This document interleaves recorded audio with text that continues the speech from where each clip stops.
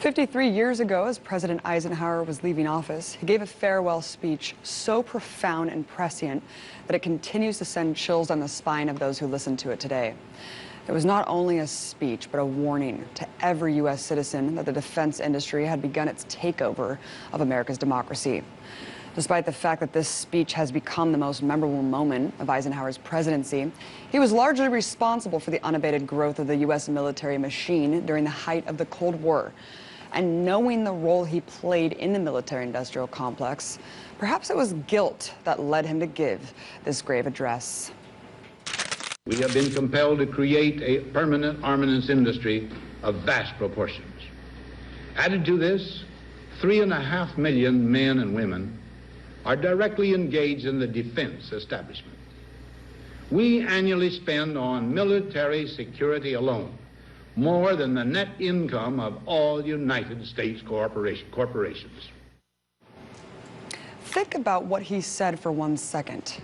In 1961, the U.S. was already spending more on its defense than the net income of all U.S. corporations at the time. If Eisenhower thought that was a disturbing trend, I wonder what he'd think now that U.S. corporations have become bigger than many countries. For example, GE's GDP is bigger than New Zealand, and Yahoo is bigger than Mongolia. But Eisenhower would be rolling in his grave if he could see the extremes that the U.S. military-industrial complex has reached today. In fact, the U.S. now spends more on military expenses than the next 10 largest countries combined.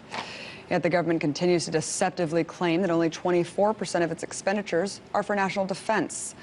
However, independent watchdog organizations have broken down the true costs of U.S. imperialism.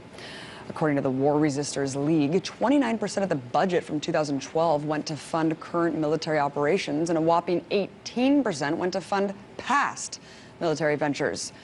Yes, believe it or not, we're still paying off debt from the Civil War. But there's another reason why the anniversary of Eisenhower's speech is eerily symbolic.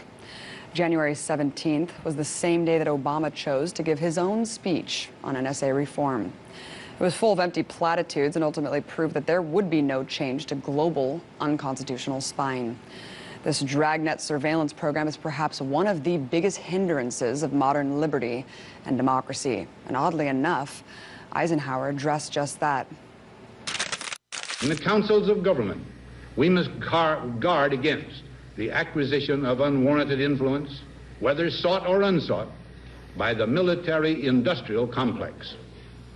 The potential for the disastrous rise of misplaced power exists and will persist. We must never let the weight of this combination endanger our liberties or democratic processes. Unfortunately, Eisenhower's message fell on deaf ears as generation after generation relinquished more and more power to feed the military beast. And sadly, no president since then has had the courage to confront our addiction to war, even if it means the destruction of our society.